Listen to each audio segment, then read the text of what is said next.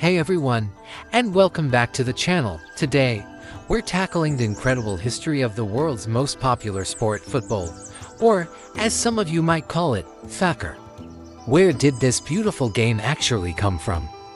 Let's find out. While modern football was born in England in the 19th century, its roots go way back.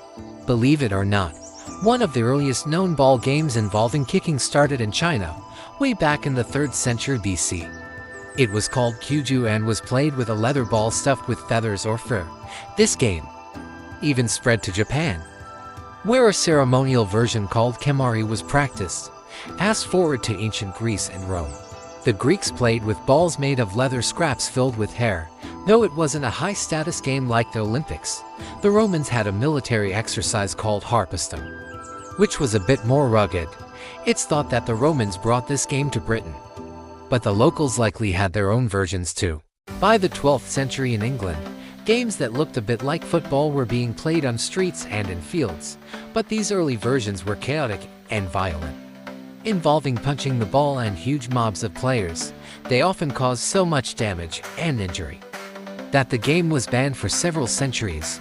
But you can't keep a good game down. By the 17th century, it was back on the streets of London, only to be banned again in 1835. However, by then, the game had found a new home: public schools.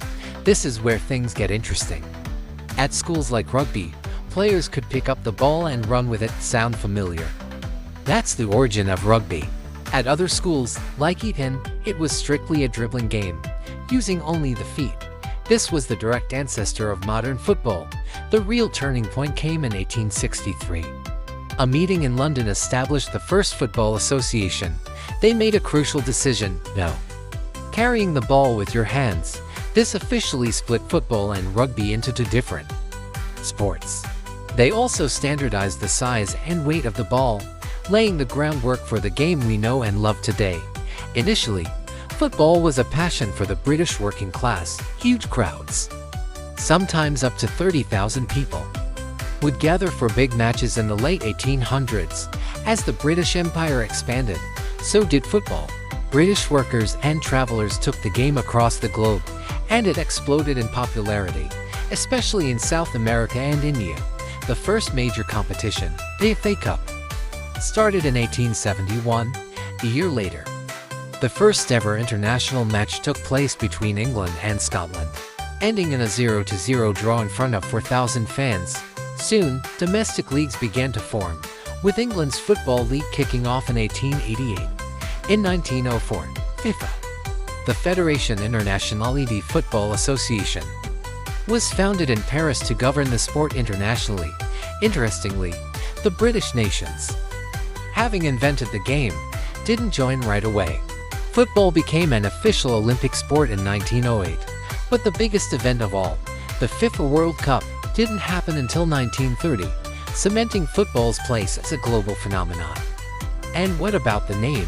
While most of the world calls it football, the term soccer is popular in North America to distinguish it from American football.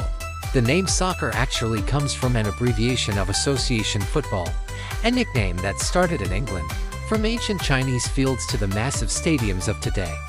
Football has had an epic journey. It's a story of culture, class, and the simple joy of kicking a ball. Thanks for watching. If you enjoyed this deep dive into football history, don't forget to hit that like button, subscribe to the channel, and ring the bell so you never miss a video. See you in the next one.